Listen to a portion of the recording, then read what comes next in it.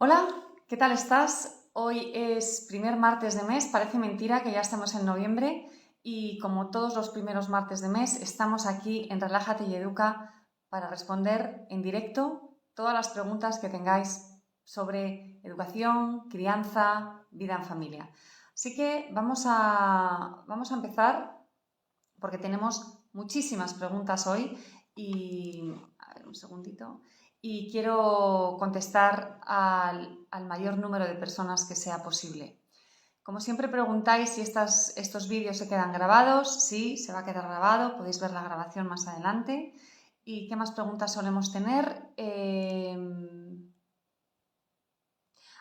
Os voy a decir cómo funciona para aquellos de vosotros que sois nuevos. Hola Iniche, aquí tengo una persona cercana. ¿Qué tal estás? Habéis hecho muchas preguntas y las preguntas que tienen más me gusta son las preguntas que voy a contestar primero. Si después tengo tiempo, respondo algunas preguntas que estéis haciendo en los comentarios, si puedo, y las preguntas que habéis hecho con antelación. Y yo creo que vamos a empezar eh, para ir cuanto antes a la tarea. Teníamos por aquí, hay un comentario en concreto que no tiene tantísimos me gusta, pero que a mí me ha parecido un comentario, a mí me ha parecido importante. Y es que alguien nos dice que su hija miente, su hija de 5 años, y que se inventa aventuras o situaciones o vidas o fantasías que en realidad no le han ocurrido. Y cuando sus padres, alguien nos dice, hoy estoy por primera vez en tus martes, bienvenida.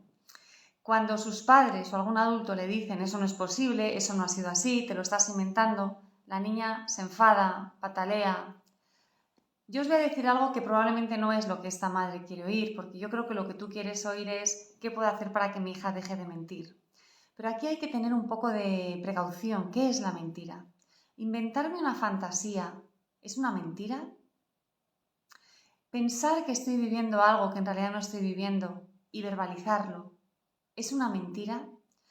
En el mundo infantil, el pensamiento mágico es lo que domina, es lo que impera.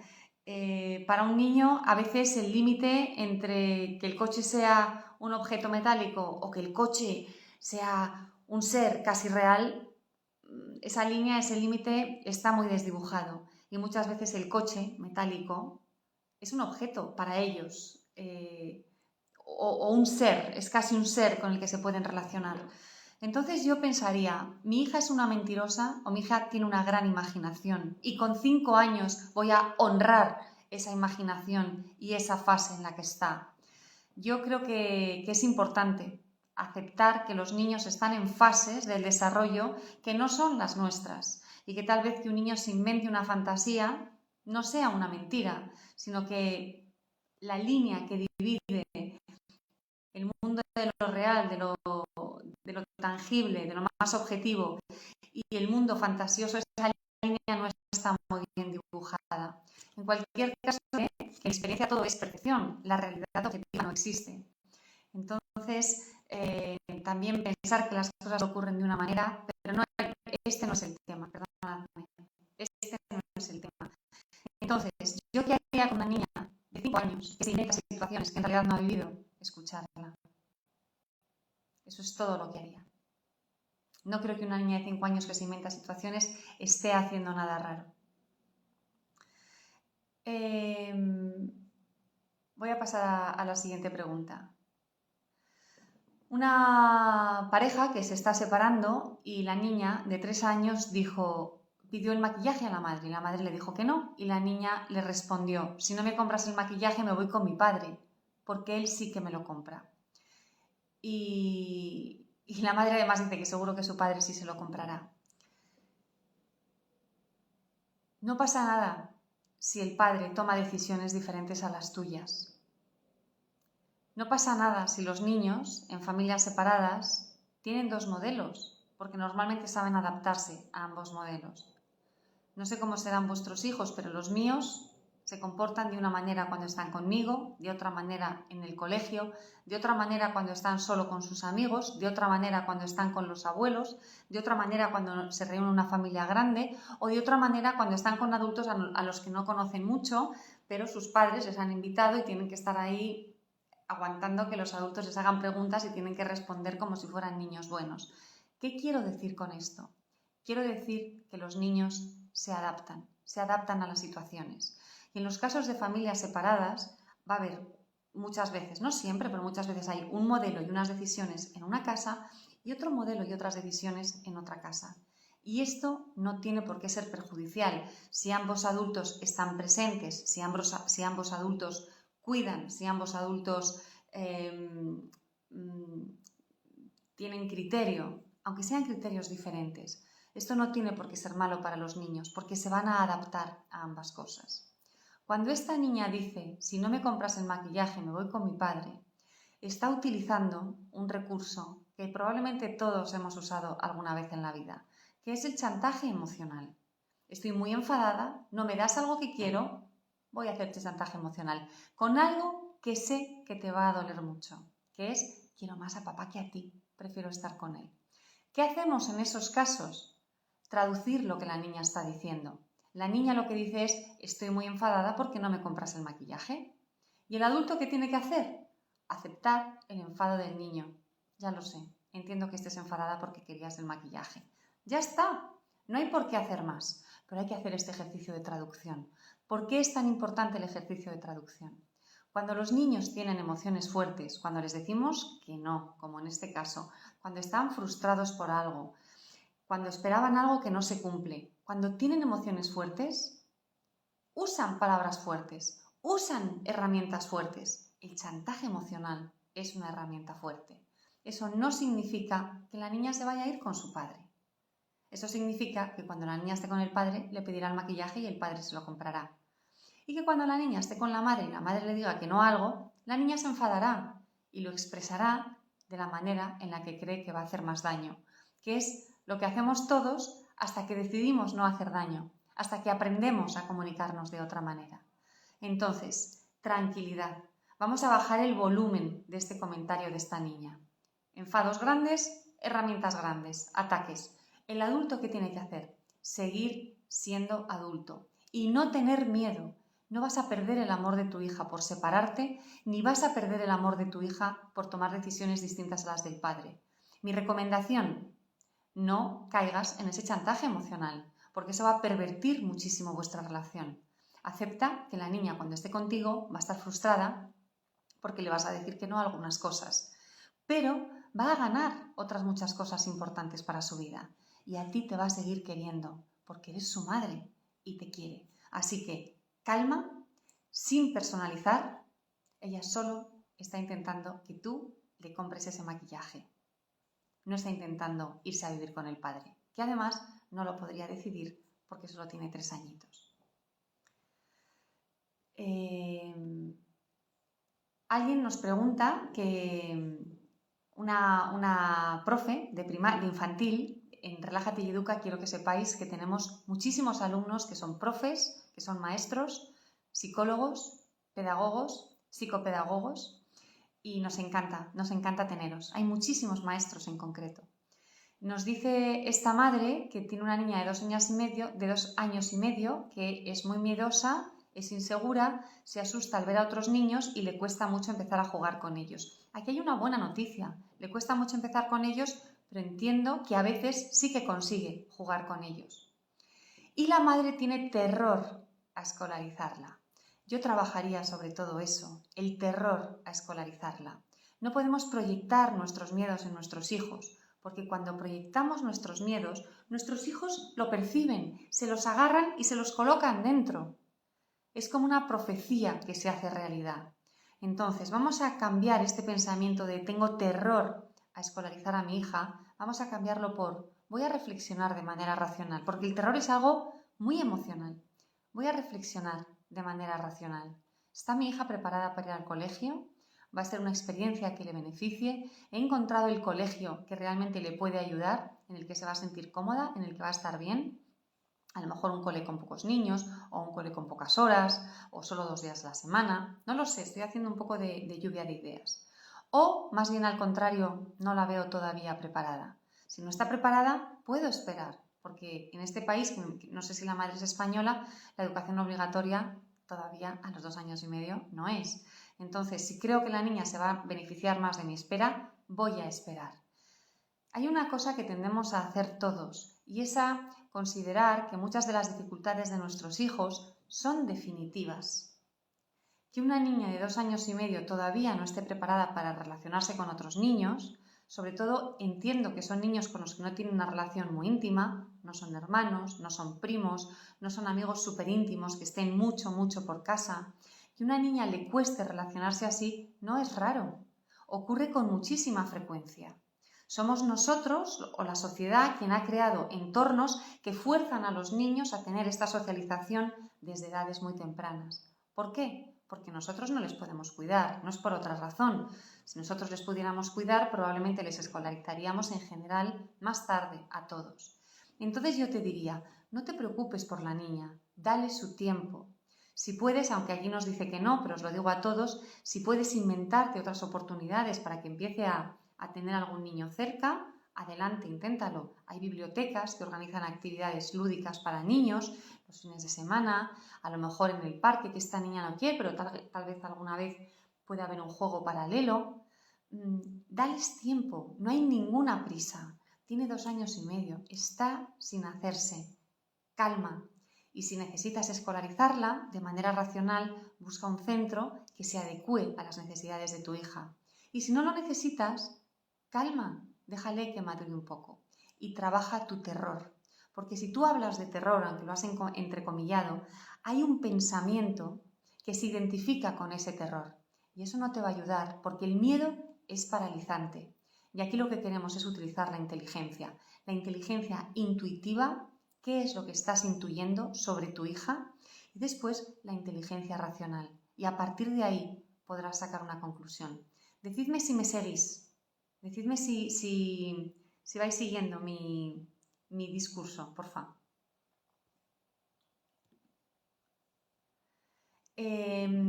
Fijaos que tengo aquí un comentario que me ha dejado un poco tocadilla por una tontería. Ahora os lo voy a leer. Tiene que ver con sexualidad.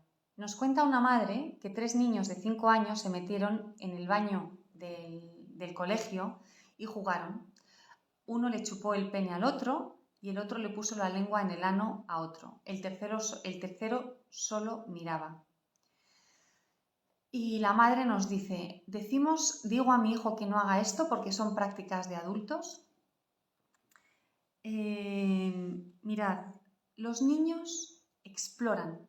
La sexualidad se explora. Se tocan a sí mismos, se tocan a veces unos a otros, se enseñan los genitales y normalmente si todos participan en el juego, si todos están a gusto en ese momento, todo está bien, no hay ningún problema. El problema es cuando hay una imposición, cuando un niño le obliga a otro a hacer algo que el otro no quiere hacer. Esto ya no es un juego, esto ya es un abuso de poder. A mí me ha sorprendido el tipo de juego. Me ha sorprendido que se estuvieran chupando. Porque eso, más que exploración, me suena a pornografía. Y desgraciadamente, muchos niños ven pornografía. Entonces, aquí es un poco un... Yo no soy sexóloga, estaría bien que esto se lo preguntáramos a una sexóloga o a un sexólogo, porque la cosa manual es muy habitual, pero con la boca es la primera vez que a mí me cuentan que el juego inocente haya sido con la boca. La sexualidad de los niños no es como la de los adultos. Cuando los niños se tocan, se acarician, tienen curiosidad, no tiene que ver con nuestra sexualidad. Es una curiosidad, es una cosa exploratoria, no suele implicar nada raro. Pero tal vez podría ser interesante hablar con las otras familias para que se cuestionen si alguno de estos niños está viendo cosas que no debería estar viendo.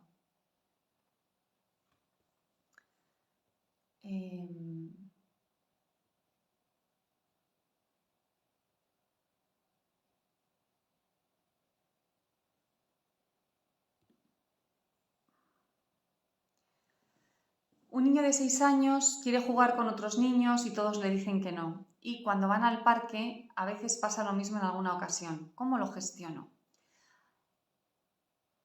Yo, en estos casos, siempre lo que he hecho, lo he hecho con mis hijos y se lo digo a muchos de mis alumnos, es hablarlo con los profesores. Porque tú no estás ahí para regular los encuentros entre los niños. De manera que tú no puedes ayudar a tu hijo a que se integre y no puedes ayudar a todo el grupo a que sea un grupo más integrado, más coherente. Pero quien sí puede hacerlo es el maestro, la maestra.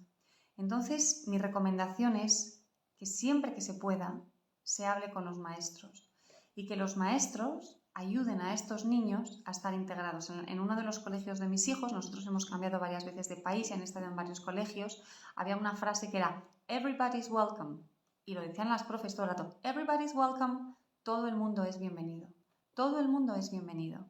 De manera que cuando alguien estaba regular o alguien le decía no puedes jugar y había que intervenir, las profes esperaban para intervenir, pero cuando había que intervenir porque había una situación de malestar, entonces las profesoras intervenían. Yo también he tenido la suerte de contar con la ayuda de la maestra de uno de mis hijos cuando tenía 3 añitos. 3 años, iba a decir 3 y medio, ¿no? No es verdad, 3 años. No, 4, porque era su segundo año en esa escuela. Tenía 4 años y no tenía amigos, había llegado sin saber el idioma, era el más pequeño de la clase, los demás eran un año mayor, entonces le cambiamos la clase de al lado al siguiente curso, no conocía a nadie y la profesora hizo completamente de Celestina. Es decir, hizo todo lo que pudo para que mi hijo encontrara niños con los que jugar. Ella se inventaba juegos, algunos físicos, y le implicaba, hizo todo lo que pudo para que este niño estuviera dentro del grupo y lo consiguió. Yo sé que no todos los maestros lo pueden hacer, os lo digo a los maestros que estáis aquí, yo sé que no siempre podéis, tenéis grupos grandes o tenéis que ocuparos de muchas cosas y no es posible, pero siempre que podáis yo os voy a pedir que ayudéis a que estos niños que se sienten solitos no lo estén. Porque aparte de la dificultad emocional que esto supone, hay una consecuencia muy grande y es que luego no quieren ir al colegio. Y esta desmotivación para ir al colegio en estas edades tan tempranas sabemos que puede prolongarse a lo largo del tiempo. Las experiencias de mis primeros años fueron muy negativas y entonces ya detesto el cole. Y después puede venir el abandono escolar. Me estoy poniendo en una situación muy tremenda, pero lo que sí sabemos es que si los primeros años son complicados, hay más posibilidades de abandono escolar. Y que si el niño se siente bien, a gusto, cómodo en el colegio, la implicación con el centro o con los estudios o con lo que eso implica, con una estructura escolar, es positiva. Y esto le va a ayudar a mantenerse emocionalmente animado, por decirlo de alguna manera, a ir a clase. Entonces, a los profes que estáis por aquí, yo os pido que si podéis, ayudéis a estos niños que están en soledad dentro de las clases.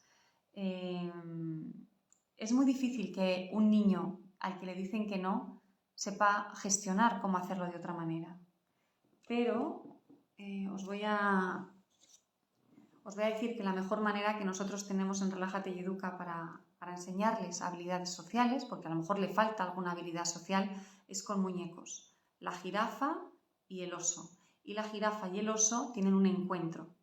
A ver cómo es este encuentro, a ver cómo son los encuentros habituales de tu hijo con otros niños y de qué manera puedes enseñarle a tener buenos encuentros con los otros niños. Entonces, la jirafa y el oso reproducen una situación que ha ocurrido en el parque o en el colegio y la reproducen varias veces, con distintas soluciones, con distintas actitudes. Esto funciona muchísimo mejor si tu hijo actúa, si tu hijo da palabras a la jirafa o da palabras al oso. Os quiero decir, voy a hacer un paréntesis, sobre todo para los nuevos, que hoy las preguntas que me habéis hecho son de niños chiquitines, pero quiero que sepáis, y por eso vamos a hablar de niños chiquitines, porque yo aquí respondo a las preguntas que hacéis, pero quiero que sepáis que en Relájate y Educa trabajamos con niños de todas las edades, trabajamos con mujeres embarazadas que todavía no han tenido a su primer hijo. Trabajamos con muchas familias de adolescentes y también incluso trabajamos con familias con niños adultos o con hijos adultos, que ya no van a ser niños, jóvenes, jovencitos. Porque lo que yo os propongo es una transformación interna, un trabajo de crecimiento personal. A lo mejor no en los martes con Amaya, donde respondemos preguntas concretas, pero os digo esto para que sepáis que podéis preguntar cualquier cosa relacionada con la familia, con la crianza, con vuestros hijos. Y si os está gustando este vídeo, os voy a pedir que por favor lo compartáis, porque además de ayudarme a mí, a lo mejor ayudáis a otras familias que lo pueden necesitar.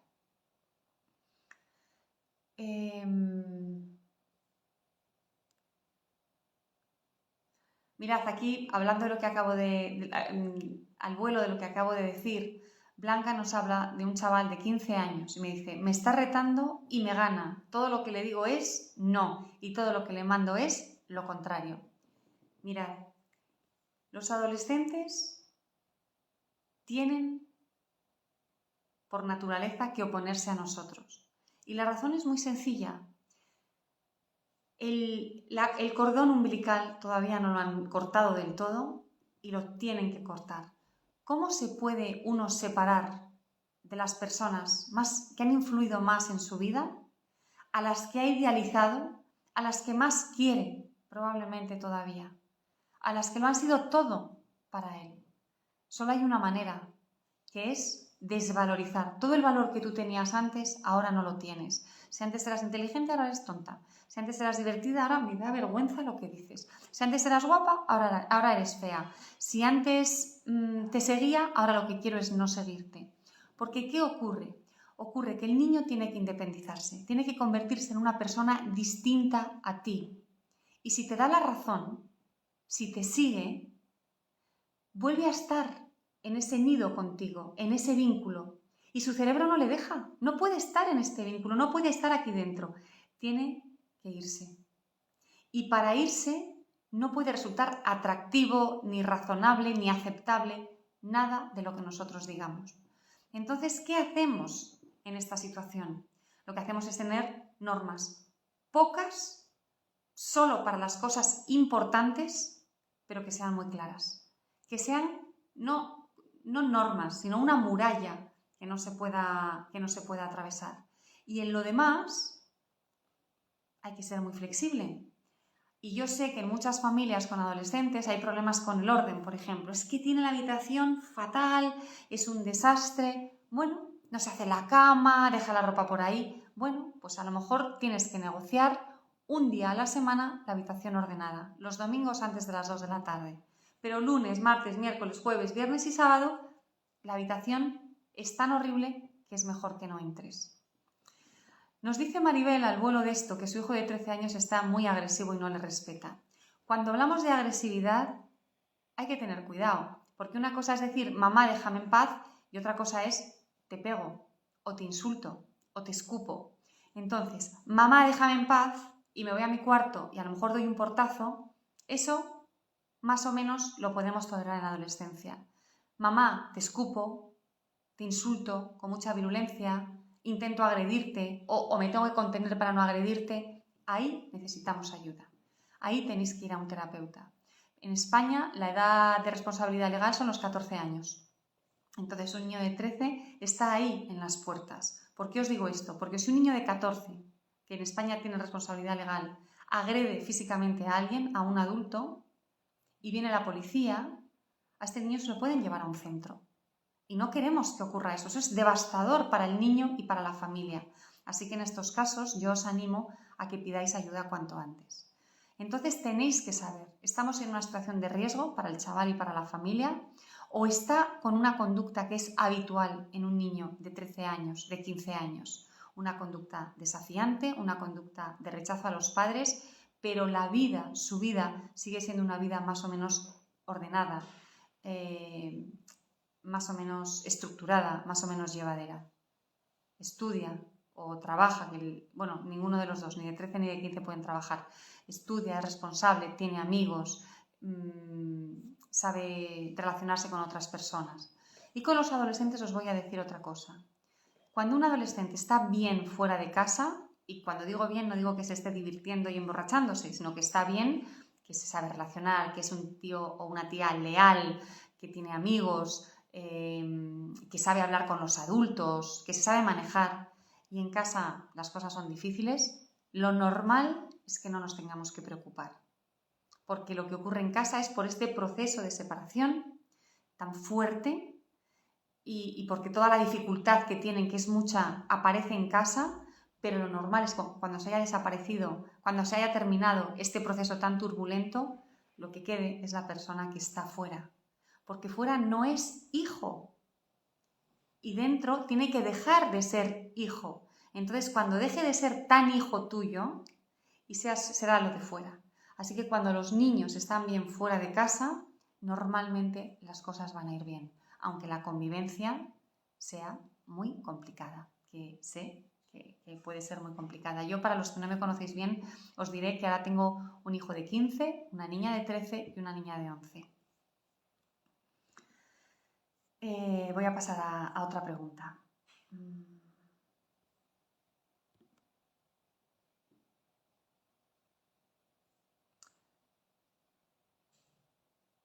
Hay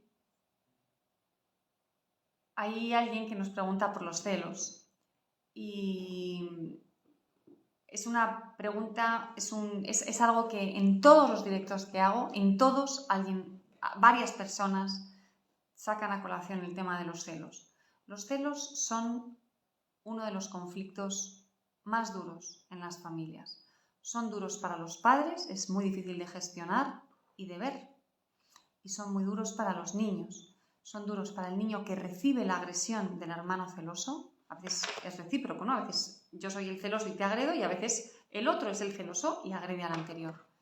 Y es duro también para el que siente esos celos, porque los celos son un sentimiento muy, muy poderoso que hace mucho daño. ¿Qué hacemos en Relájate y Educa con las familias donde hay situaciones de celos?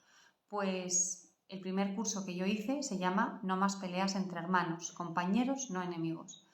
Es un curso que hice porque entre mis hijos había unas situaciones de celos, de rivalidad, durísimas y de maltrato. Y era tan duro y éramos tan incapaces de manejarlo que yo empecé a inventarme maneras para que esa relación fuera una relación por lo menos cívica, ¿no? Que no corriera la sangre, que no hubiera tanto dolor. Y hay que trabajar los celos desde varios ángulos. Lo primero, hay que ser capaz de nombrarle al niño lo que le ocurre.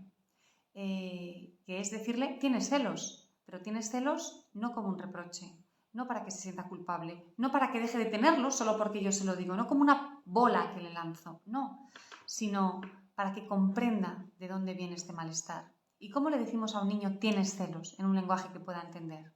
Pues se le dice, es que yo creo que a ti a veces te hubiera gustado ser hijo único. Es que tengo la sensación de que a veces tu hermano te sobra, ¿verdad? Es que si fueras hijo único tendrías la habitación para ti solo, estarías todo el rato conmigo. Y yo os animo siempre a que generéis una fantasía donde ese niño o esa niña están solos, no tienen al hermano o a la hermana, y que sean ellos los que rellenen esa fantasía. Tú solo inicias la conversación y luego ellos continúan, para que lo puedan expresar también lo que les pasa. Y lo siguiente es darles una alternativa. Yo sé que cuando me ves con tu hermano pequeño, tienes muchas ganas de fastidiarle. ¿Qué podemos hacer? ¿Qué te parece si la próxima vez, en lugar de fastidiarle, me lo dices a mí? Mamá, no estoy bien, necesito estar contigo. O mamá, ¿podemos hacer algo juntos? Y de esta manera lo que estás haciendo es un trabajo de inteligencia emocional. Nombras la dificultad con el lenguaje adecuado a su edad y le das una alternativa.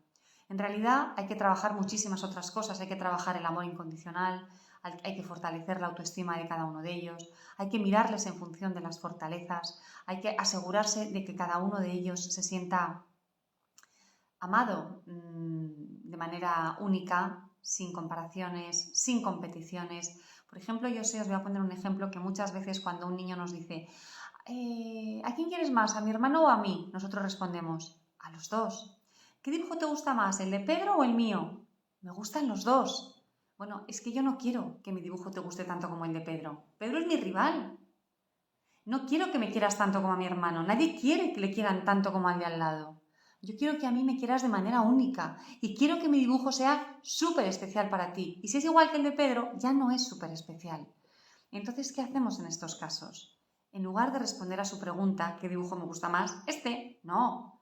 Mira, tu dibujo me encanta porque... y empiezas a hablar de su dibujo. Y ese afecto y esa atención que te está reclamando a través del dibujo, se la das. Sin entrar en la comparación, te centras en él. ¿A quién quieres más, a María o a mí? A ti te quiero desde que eras una lentejita y estabas en mi barriga. Y empezaste a crecer y vimos las ecografías y tenías una nariz chata. Pero el momento que recuerdo más bonito fue cuando de pronto saliste de mi barriga y te cogí en brazos. Fíjate qué pasó, que me puse a llorar de la emoción.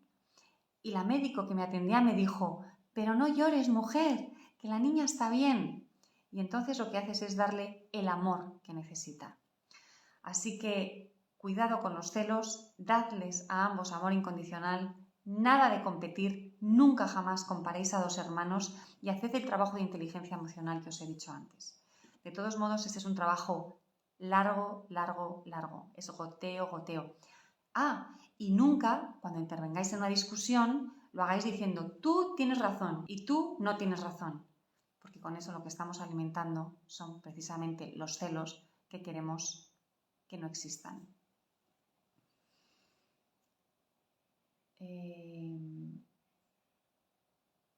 ¿Qué hacemos con las rabietas? Hay varios que nos decís que vuestros hijos tienen rabietas, niños pequeños, claro.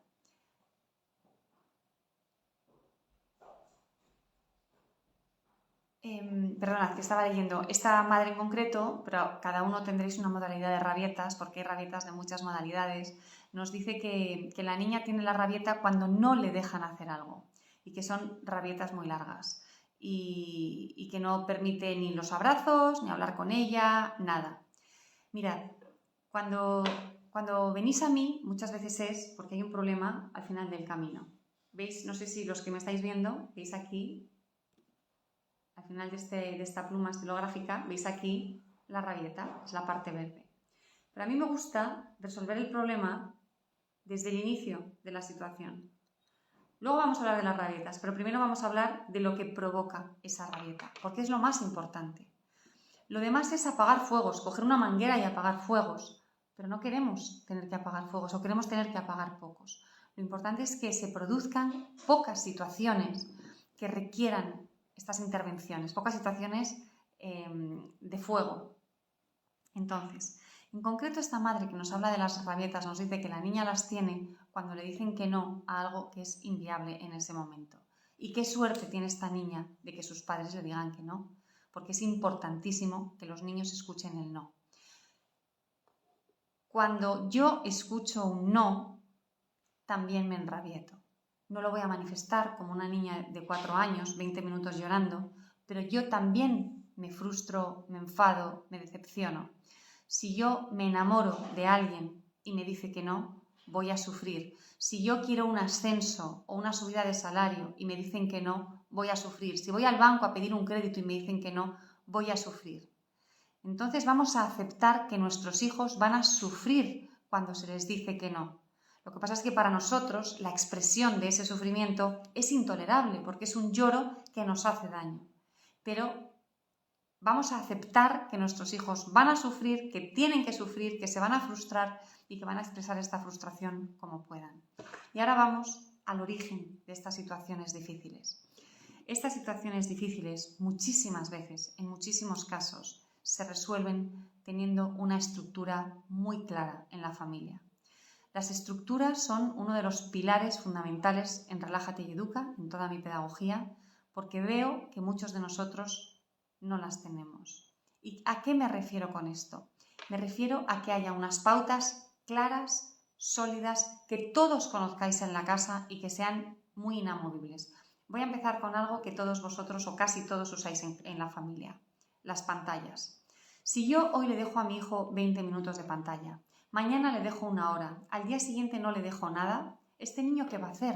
Me va a pedir más, constantemente, porque no hay una pauta. Él no sabe cuántas pantallas están bien o cuántas pantallas están mal, porque nadie se lo está mostrando. no hay una estructura clara. Las estructuras dan muchísima seguridad, muchísima. Y nosotros tenemos que dar seguridad a nuestros hijos. Así que en muchas cosas yo os invito a que dejéis de improvisar. Imagínate que tú vas al trabajo y un día tu jefa te pide unas cosas y al día siguiente te pide las mismas cosas pero hechas de otra manera y al día siguiente te pide unas cosas completamente distintas. Tú irías al trabajo diciendo, ¿pero qué es esto? ¿Pero qué lío? No entiendo nada. ¿Qué me toca hacer hoy? ¿Por qué hoy lo tengo que hacer de una manera distinta a ayer? Si ayer estuvo bien, ¿por qué no lo podemos hacer como ayer? A mí me gustó más lo de ayer. ¿Y qué le vas a decir a tu jefa? No, yo quiero como ayer. Entonces, volviendo al caso de la televisión. Estableced una norma. La tele en esta casa solo se ve los domingos por la mañana. En mi casa durante años solo había pantallas 1 hora a la semana, el domingo por la mañana. Tal vez en tu familia es todas las tardes media hora. Todas las tardes media hora de pantallas. Tal vez tus hijos pueden jugar a videojuegos 2 horas al día. 2 horas al día de videojuegos. Pero todos los días. No, hoy sí, hoy no, mañana te lo quito porque te has portado mal, hoy te dejo media hora más porque estoy despistada y no me apetece la pelea. No, si son 2 horas al día, son 2 horas al día. Establece la norma, establece la pauta. Si no te funciona, la cambias, pero la cambias para establecer una norma nueva. Y de esta manera, muchas veces, conseguimos reducir enormemente el número de conflictos. En mi familia, que las pantallas se usaban 1 hora los domingos por la mañana, si un martes mi hija me decía, quiero ver dibujos animados, yo le decía, ¡uy! Pero si no es domingo. Y se terminaba la conversación. ¿Por qué? Porque las pantallas de los domingos por la mañana son un pilar en mi familia, igual que lavarse los dientes todas las noches, por ejemplo. Un pilar es algo que nos estructura y en tu casa hay pilares. Entonces, con los dulces, con los horarios, con las salidas al parque si es necesario, con los días que invitas a niños a casa, si hay problemas con las comidas, con lo que se come cada día, con las pantallas, estableced estructuras, marcad cómo van a ser las cosas y dadle seguridad al niño, que sepa lo que toca, porque entonces no lo va a pedir o no lo va a pedir tanto cuando no toca y el conflicto va a ser mucho menor porque en realidad, aunque te lo pida, él ya tiene la respuesta en su cabeza. Así que suerte con eso. Y ahora, ¿qué hacemos en el momento de la rabieta? Bueno, pues para evitar la rabieta, cuando ya estamos ahí, mamá, ¿me compras un caramelo? Y tú le vas a decir que no. Mamá, ¿me compras un caramelo? Y sabes que si le dices que no, ¡boom!, va a haber un estallido. Tú puedes preparar a su cerebro. ¿Cómo? Pues un día, en un momento de tranquilidad, le dices, es que me he dado cuenta de que cuando quieres un caramelo y te digo que no, vienen las hadas de los enfados. Y se quedan tanto rato, las hadas de los enfados o los superhéroes de los enfados. Elige un personaje. Esto os lo digo porque muchos tenéis niños pequeños hoy. Elige un personaje y siempre ese personaje os va a acompañar cuando tengas que hablar de emociones y de reacciones emocionales. Si tus hijos son más mayores, no les vas a hablar de las hadas, les vas a hablar de los enfados. Es que me he dado cuenta de que cada vez que me pides un caramelo y te digo que no, tienen unos enfados que son tremendos y se quedan tanto rato que yo estoy deseando que se vayan. Y esto se lo dices en un momento de tranquilidad. Cuando te pide el caramelo, le dices, uy, no me atrevo a responderte. ¿Pero me compras un caramelo o no me compras un caramelo? ¡Ay, madre! ¿Qué hago? Tengo que disimular. Es que creo que si te respondo, a lo mejor vienen las hadas de los enfados. Y son un rollo cuando vienen. No nos gustan nada. ¿Qué estás haciendo aquí? Estás preparando a su cerebro para el no. Necesita un poquito de introducción. Es como decirle, cerebro, prepárate porque te voy a decir algo que no te va a gustar. Así que flexibilízate, ábrete un poquito para recibir mi respuesta, que es contraria a lo que deseas y a lo que te has imaginado. Estas rabietas tan grandes suelen ocurrir en niños poco flexibles, en cerebros poco flexibles. Calma, que son pequeños, ya se irán flexibilizando, pero en este momento son rígidos. Entonces el niño se ha imaginado comiéndose su caramelo y de pronto la nueva foto que es no tengo caramelo, el cerebro no puede con ella. El cerebro quiere que las cosas sean como se ha imaginado. Si tú te anticipas y preparas ese cerebro, va a ser probablemente más fácil para el niño aceptar ese no. Si aún así hay una rabieta, hay una explosión, paciencia. Paciencia. Y en los momentos de tranquilidad le puedes decir, oye, cuando vienen las hadas de los gritos y los enfados, ¿tú cómo crees que se pueden ir antes? Yo recuerdo una situación con una de mis hijas que tendría 5 años y estaba peleándose con sus hermanos, había una bronca, yo llegué a la habitación, la agarré en brazos y ella dijo, ¡me quiero duchar! ¿Por qué? Porque sabía que la ducha le tranquilizaba, le relajaba, le ayudaba a recuperar su centro. Entonces supo buscar ese camino que le iba a ayudar a reequilibrarse. Es genial cuando alguien, un niño o un adulto, sabe qué tiene que hacer para recuperar su equilibrio y es capaz de hacerlo. Nos saludan desde Guadalajara, México. Soledad nos ha dejado un montón de emojis, corazones, cienes. Muchas gracias. Voy a hacer un paréntesis con respecto a lo que me habéis preguntado, pero nos pregunta Elena, una idea de cómo despertar a mi niña de 8 años para que se despierte contenta para ir a la escuela. Para despertarse contento para ir a la escuela, lo más importante es que nos haga ilusión ir a la escuela. Esto es muy importante. Si a mí me encanta mi trabajo, pero yo tuve una época de oficina y los lunes eran difíciles. Y entonces si a mí alguien me dijera qué tienes que hacer, Amaya, para levantarte contenta los lunes, pues yo probablemente diría, pues quedarme en casa, no ir a la oficina.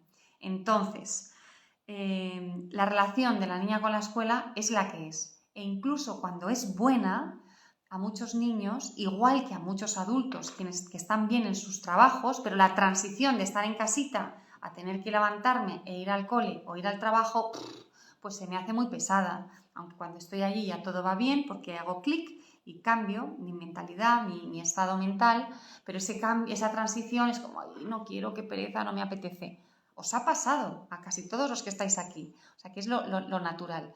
Entonces yo no sé si podemos conseguir que la hija de Elena vaya, que se levante contenta para ir al colegio. Y esto es importante, este matiz, porque nosotros no podemos cambiar lo que nuestros hijos sienten. Y esto lo tenéis que saber. Yo quiero que mi hija está contenta, pero está triste. Yo quiero que a mi hija le guste el cole, pero no le gusta. O no le gusta tanto como a mí me gustaría. Yo quiero que a mi hija le entusiasme el estudio, pero no le entusiasma. Pues esa es la hija que tengo. Esa es la hija que tienes.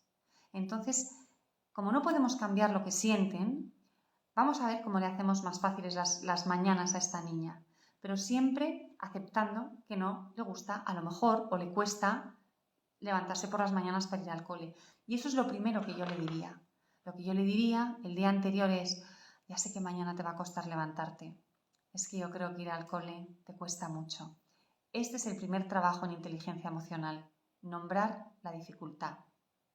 Y ahora os quiero dar un truco de una de mis alumnas, que es un truco que he contado muchas veces porque me parece un truco genial.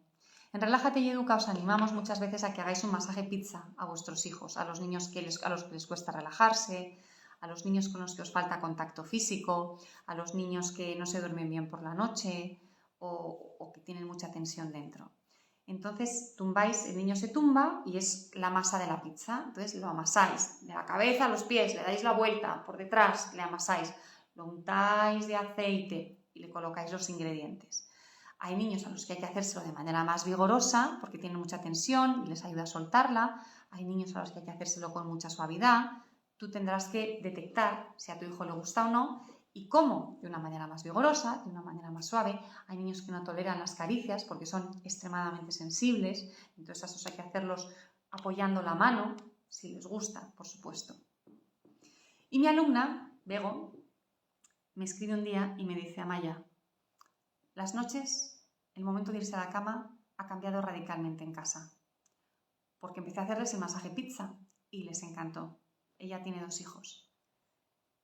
Y entonces, y el masaje pizza se lo había recomendado yo, hasta aquí, pero luego me dijo, y he empezado a preguntarles cómo quieren que les despierte al día siguiente por la mañana.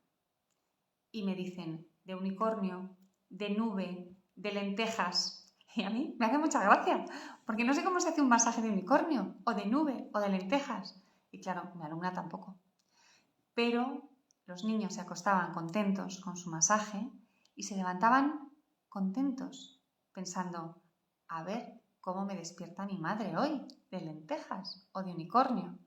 Entonces, Elena, te animo a que pruebes esta estrategia. Y fundamental, una recomendación que es difícil, sobre todo para los que vivís en algunos países, como España, pero es que es una bendición. Acostad a vuestros hijos a la hora que sea necesaria, pronto, para que se levanten solos y así sabréis que han dormido lo que tienen que dormir. Esto tiene tantas ventajas, es más fácil el momento de la noche porque no están tan cansados. Los adultos de pronto ganamos 1 hora, 2 horas por la noche para nosotros. Hoy he estado hablando con una alumna que está haciendo la segunda parte de nuestro curso de 24 semanas, que me decía que ella normalmente acostaba a sus hijos a las 8 de la tarde. Viven en Estados Unidos. En Estados Unidos las 8 de la tarde es una hora bastante habitual, pero que ahora ha empezado a acostarles a las 7. Están un poco pachuchos y a las 7 acuesta a los niños. Y yo pensaba, para los adultos eso es una bendición, pero para los niños también, porque van a dormir un montón y se van a levantar llenos de energía y sin sueño. Y eso es lo que queremos. Así que yo siempre os recomiendo que siempre que sea posible acostéis a los niños muy temprano para que se levanten sin despertador, sin que tú les despiertes. Esto a veces significa cenar a las 6 de la tarde o cenar a las 5 de la tarde. Hay muchísimos países donde se cena a las 5 de la tarde, pero en efecto en España es un poquito más difícil.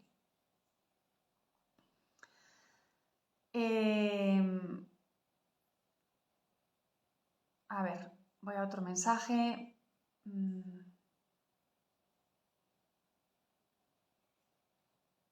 Aquí nos hablan de una niña de 3 años que no escucha, no sigue las normas, incluso ante los peligros. Siempre trata de llevarla contra. Pierde mucho tiempo en estar enojada o peleando. Mirad, en Relájate y Educa hacemos un cambio de perspectiva. En lugar de mirar al niño, el niño no obedece, miramos al adulto. El padre, la madre no son buenos líderes. Y miramos a la familia. Hay algo que no está funcionando en este grupo. Entonces, lo primero que hacemos es trabajar al adulto. ¿Qué puedo hacer yo para que mi hija me siga? Y lo primero que hay que hacer es tener unas pautas muy claras, una buena estructura. Lo siguiente, tener un buen liderazgo. Pero el liderazgo se establece con la conexión. El primer elemento para que tus hijos te sigan es que haya muchísima conexión con ellos. Una niña que hace esto es una niña que está pidiendo a gritos atención. Mírame, mírame, mírame, mírame, mírame que hago un peligro, porque si hago algo peligroso, tú vas a atenderme, vas a seguirme, vas a ver lo que me ocurre y así te tengo. Entonces, ¿qué tenemos que hacer? Tenemos que darle a la niña esa atención y esa conexión que está pidiendo a gritos, pero de manera positiva. Y luego, voy a usar el ejemplo de las cosas peligrosas. Algo peligroso es, por ejemplo, que una niña se vaya corriendo por la calle en un sitio donde hay coches. En lugar de decirle, no corras, la niña va a correr por 2 razones. Una, porque sabe que si corre vas a salir detrás de ella. Ya te tiene, que es lo que ella quiere, tu atención y el vínculo contigo. Y 2, súper importante, porque cuando dices no corras, el cerebro, la información que retiene es correr y la niña va a correr. Esto está requete demostrado. Y la idea es, para que lo entendáis bien, voy en una bici, estoy aprendiendo a montar en bici y hay una columna roja al borde del camino. Y alguien me dice, no te choques con la columna roja. Mi cerebro, ¿qué va a estar? ¿Cuál es la información que registra? Columna roja. Y la voy a estar mirando todo el rato. Columna roja. Y es más fácil que me vaya hacia la columna roja. En cambio, si me dicen, tienes que ir de frente, siempre por el camino, mirando a lo lejos, ¿yo qué voy a hacer? Voy a ir de frente. A lo mejor ni siquiera veo la columna roja. Entonces, cuidado con el no hagas, porque el cerebro de lo que va a apropiarse es del verbo y el niño lo va a hacer. No corras, correr. Y mi cerebro hace que mis piernitas se pongan a correr. ¿Cómo se lo puedes decir? ¿Cómo le puedes dar las instrucciones? Pues mirad, yo sé que probablemente hoy haya mucha gente nueva, porque últimamente estamos teniendo a muchísima gente nueva, pero en Relájate y Educa trabajamos con algo que llamamos disciplina juguetona y es cómo conseguir resolver los conflictos a través del juego. Y una de las cosas que hacemos es dar órdenes, instrucciones, también a través del juego. Si buscáis en YouTube disciplina juguetona o disciplina juguetona Amaya de Miguel, vais a encontrar varios vídeos. Os animo a que les echéis un vistazo. Por ejemplo, una manera de que un niño no corra por la calle. Justo antes de llegar a la calle. Oye, ¿te has puesto los pies de andar despacio? Menos mal, yo también. Y cuando lleguemos al parque, nos ponemos los pies de saltar. ¿Estás lista?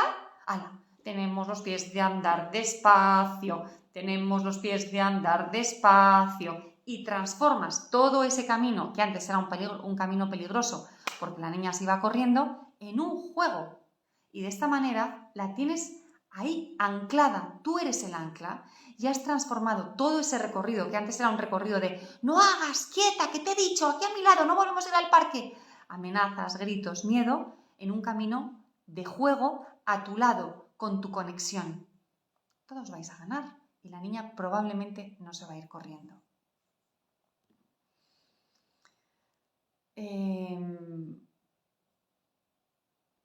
Bueno, a ver.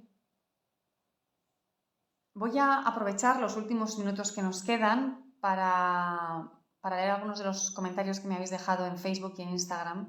Desde Buenos Aires nos dicen: tus consejos me ayudan muchísimo en esta época de crianza. Aprendemos grandes, chicos. Muchísimas gracias. Tenemos a gente en la Patagonia. Tengo unas ganas de visitar la Patagonia que no te imaginas.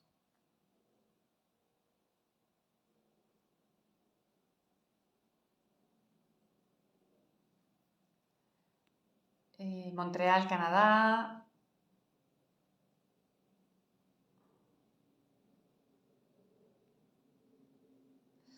Aquí nos habla una madre de problemas con el celular. Un niño que a las 7 de la tarde tiene que dejarlo, pero es una explosión de locura cada día. Mirad, mi recomendación es que utilicéis controles parentales. No sé cuál es la edad de este niño. Yo creo que estamos dando los celulares demasiado pronto. En España había un artículo de periódico hace poco hablando de una madre que había se había empezado a liar con otras familias para no entregar los celulares hasta los 16 años a sus hijos. A mí me pareció una idea brillante, creo que ya había 1000 familias en su plataforma o en su sistema, no sé muy bien cómo lo hace.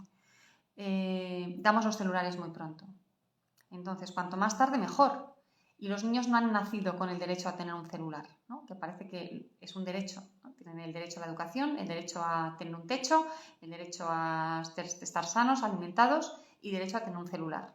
Bueno, pues no es un derecho. Es algo que les damos cuando están preparados y si vemos que las condiciones en casa son adecuadas. Si esto significa que todos los días vamos a tener un súper conflicto en casa, pues a lo mejor hay que retirar el celular. No estás preparado para tener un celular porque tenemos un gran conflicto en casa. Si aún así decidís tenerlo, 2 recomendaciones. Una, firmar un contrato.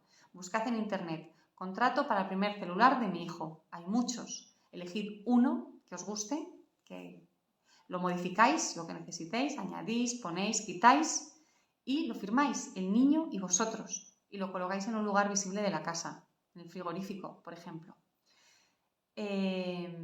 Y para apagar, usad controles parentales. Hay aplicaciones que os van a apagar el celular a la hora que vosotros digáis. Porque si eres tú la que le dice apaga el celular, ahí vais a tener un conflicto seguro. Pero si de pronto ese celular se bloquea, es mucho más fácil. Pero si estas explosiones son tan grandes, entiendo que el niño es pequeño. Pregúntate, ¿qué necesidad tiene este niño de tener celular? Y a lo mejor podéis dejarles el vuestro. De mis 3 hijos, solo el mayor, que tiene 15 años, tiene celular, pero las otras 2 niñas, que os decía antes que tienen 11 y 13, a veces utilizan el mío. Utilizan el mío para chatear, utilizan el mío 1 hora a la semana para jugar a videojuegos, utilizan el mío a veces para mirar los deberes cuando no tienen un ordenador a mano. Pero es mío y me tienen que pedir permiso cada vez que lo quieren usar. Aquí nos cuenta alguien que vive en Canadá y que su peque se acuesta a las 7. Y aquí nos dice una madre, yo creo que esta va a ser probablemente la última respuesta: ¿cómo hago para que mi hijo de 2 años y medio recoja la habitación después de jugar? Bueno, tu hijo de 2 años y medio es muy chiquitín. Tus pretensiones para que deje de jugar tienen que ser que aprenda que las cosas se pueden recoger. Como os decía antes, en lugar de resolver el final del camino, vamos a empezar por el inicio del camino. Un niño de 2 años y medio tiene que tener muy pocas cosas. No es necesario que tenga muchos juguetes. Y esto tiene muchos beneficios. Tiene el beneficio de que hay más limpieza visual en vuestra casa. El beneficio de que recoger es muchísimo más fácil. Pero hay otro beneficio con el que os voy a convencer mejor, que es un beneficio importante. Sabemos que si un niño tiene 20 juguetes, su atención salta de uno a otro y está menos tiempo concentrado en jugar con una cosa. Entonces no conseguimos que haya una focalización en una actividad. No sé si focalización es un anglicismo, perdonadme. En cambio, si tiene 2 juguetes, sabemos que va a pasar mucho más tiempo jugando con uno, tal vez solo con uno, o con uno y con otro. Entonces, cuantas menos cosas, mejor. En mi opinión, un niño de 2 años y medio no necesita prácticamente nada, porque con tus cazuelas y tus cucharas de palo y una caja de cartón, ya está. Y 3 zapatos que colocan fila. Pero seguro que tienen cosas porque ahora todos nuestros niños tienen muchas cosas. Pero no necesita mucho, esto es lo que quiero decir.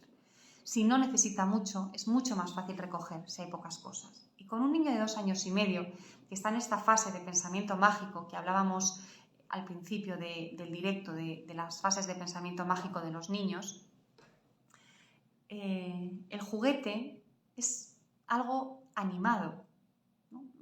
Como casi que tiene vida. Y le podemos decir, el coche se tiene que ir a la camita, vamos a llevarlo a su camita. Y lo coloca en el sitio donde se coloca el coche que tiene que ir a su camita. O las piezas del rompecabezas. Uy, a las piezas de rompecabezas les gusta estar en su casa. Y su casa es la caja, por ejemplo. Pero os voy a contar el caso de una antigua alumna nuestra que tenía una hija de 3 años, parecida a la niña de esta madre, que no recogía. No solo no recogía, sino que lloraba, se peleaban la madre y la niña. Era todo bastante desagradable, tal y como nos lo contaba ella.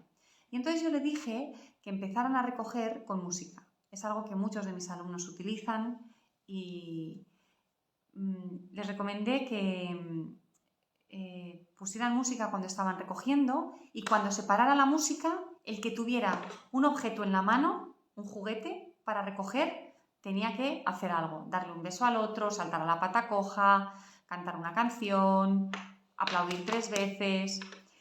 Y esta madre lo hizo con su hija 3 días. Se lo pasaron muy bien. Pensad que antes era un drama el momento de recoger, pero para la madre era muy importante y lo hacían todos los días con lloros, con gritos, con peleas.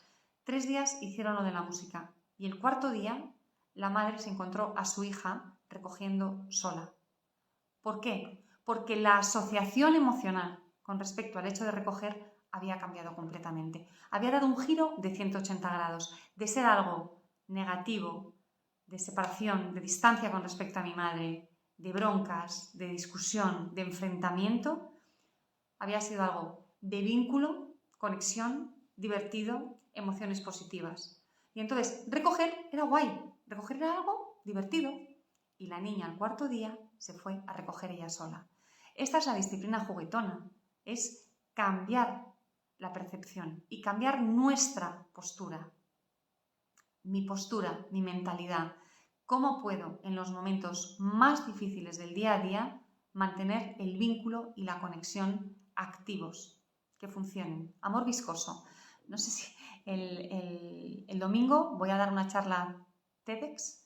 No sé si conocéis las charlas TEDx, que son un formato chiquitín de 15 a 18 minutos, chiquitín de tiempo.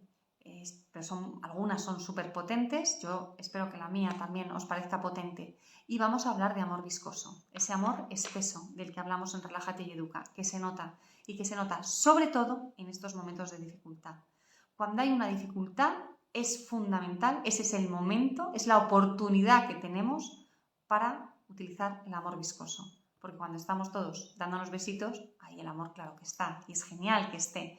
Pero en los momentos de dificultad es cuando tenemos que tener la madurez de comportarnos como la persona que queremos ser. Una persona coherente con nuestros valores. Y nuestro principal valor en la familia, ¿cuál es? el amor. En los momentos de dificultad tienes que hacer todo lo posible para relacionarte desde el amor. Bueno, pues vamos a despedirnos ya. Os doy las gracias por haber estado aquí. Si no tengo vuestra dirección de correo electrónico, os voy a pedir que nos escribáis un mensaje privado en Facebook o en Instagram, o que nos mandéis un correo electrónico a info@relajateyeduca.com si quieres que te enviemos todas nuestras noticias, cuando hago directos, cuando invito a gente a mi programa, los cursos que tenemos, las promociones que hacemos. En Navidad abriremos nuevos grupos para nuestros cursos. Entonces, si no estás en nuestra lista de correo, escríbenos. No nos escribas aquí en los comentarios, no pongas aquí en público tu correo electrónico. Escríbenos y te añadimos a nuestra lista de correo y así estarás al tanto de todo lo que hago. Voy a leer los últimos mensajes. Gracias, muchas gracias. Bueno.